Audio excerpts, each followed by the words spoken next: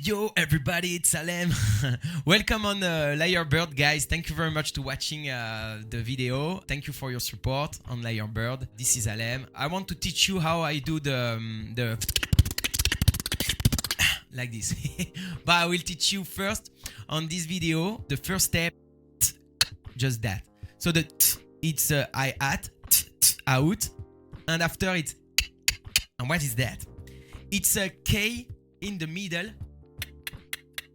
It's like when you say coca, coca, coca, coca, like a k, k, k, k, in the middle, the K, k, k, k. But you do just the with no hair. It's the k, k, k, k, with hair. With no hair is. It's really important to get that for the next and next and next video. For that's really important to do the good K, the in the middle, out. So, okay. Yep.